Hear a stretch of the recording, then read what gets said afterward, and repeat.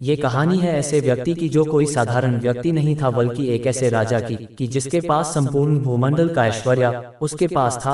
अब ऐसे राजा होगा तो संपूर्ण वैभव भोग विलास की सारी वस्तुएं उसके पास थी। तो शुरू करते हैं। चंद्रवंश में नहुष नाम के एक चक्रवर्ती सम्राट थे। उनके यति, ययाति, संयाति, आयाति, व्ययाति और कृति नामक 6 महाबल विक्रमशाली पुत्र हुए। यति ने राज्य की इच्छा नहीं की, इसलिए ययाति ही राजा हुआ। ययाति ने शुक्राचार्य जी की पुत्री देवयानी और वृषपर्वा की कन्या शर्मिष्ठा से विवाह किया था। देवयानी ने यदु और तुर्वसु को जन्म दिया तथा वृषपर्वा की पुत्री शर्मिष्ठा ने द्रुह्यु, अनु और पुरु को उत्पन्न किया। ययाति को शुक्राचार्य जी ने किसी कारण शाप दे दिया। शाप के कारण पर डिटेल में नहीं जाएंगे, नहीं तो कहानी बड़ी हो जाएगी। तो शाप के कारण राजा ययाति को युवावस्था में ही बुढ़ापे ने घेर लिया था। पीछे शुक्राचार्य जी के प्रसन्न होकर आज्ञा देने पर उन्होंने अपनी वृद्धावस्था को ग्रहण करने के लिए बड़े पुत्र यदु से कहा, वत्स, तुम्हारे नानाजी के शाप से मुझे असमय में ही वृद्धावस्था ने घेर लिया है। अब उन्हीं की कृपा से मैं उसे तुमको देना चाहता हूँ।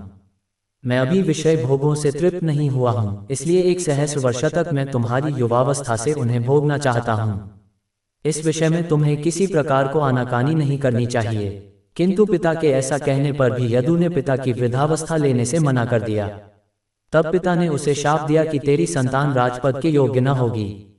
फिर राजा ययाति ने एक एक करके अपने बाकी 3 पुत्रों से तुर्वसु, द्रुह्यु और अनु से भी अपना यौवन देकर वृद्धावस्था ग्रहण करने के लिए कहा तथा उनमें से प्रत्येक के अस्वीकार करने पर उन्होंने उन सभी को शाप दे दिया।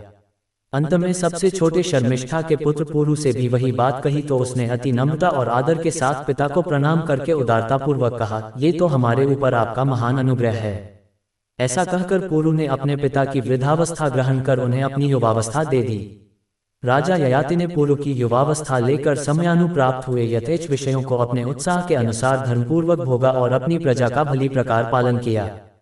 फिर शर्मिष्ठा और देवयानी के साथ विविध भोगों को भोगते हुए मैं कामनाओं का अंत कर दूंगा, पर कामनाओं का अंत नहीं हुआ। फिर एक दिन ऐसा सोचते सोचते वे क्षुब्धचित हो गए तथा उन्होंने इस प्रकार अपना भाव प्रकट किया, भोगों की तृष्णा उनके भोगने से कभी शांत नहीं होती, बल्कि जैसे अग्नि में हम घी डालने अग्नि और बती जाती है, वैसे ही तृष्णा अग्नि के समान बढ़ती ही जाती है।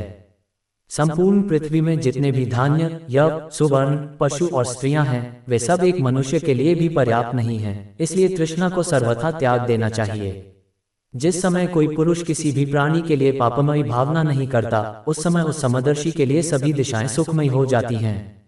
दुर्मतियों के लिए जो अत्यंत दुस्त्यज है तथा वृद्धावस्था में भी जो शिथिल नहीं होती, बुद्धिमान पुरुष उस तृष्णा को त्याग कर सुख से परिपूर्ण हो जाता है। अवस्था के जीर्ण होने पर केश और दांत तो जीर्ण हो जाते हैं, किंतु जीवन और धन की आशाएं उसकी जीर्ण होने पर भी जीर्ण नहीं होती।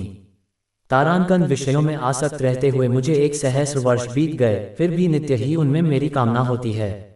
अतः अब मैं इसे छोड़कर अपने चित्त को भगवानु में ही स्थिर कर निर्धन और निर्मम होकर वन में विचरूंगा। तदनंतर राजा ययाति ने पुरु से अपनी वृद्धावस्था वापस लेकर उसकी युवावस्था लौटा दी। फिर उन्होंने दक्षिण पूर्व दिशा में तुर्वसु को, पश्चिम में रुह्यु को, दक्षिण में यदु को और उत्तर में अनु को, इन सबको पुरु के अधीनस्थ मांडलिक पद पर नियुक्त किया तथा अपने छोटे बेटे पुरु को, जिसने उन्हें अपनी जवानी दी थी, उसे अपना संपूर्ण भूमंडल के राज्य सौंपकर स्वयं वन को चले गए।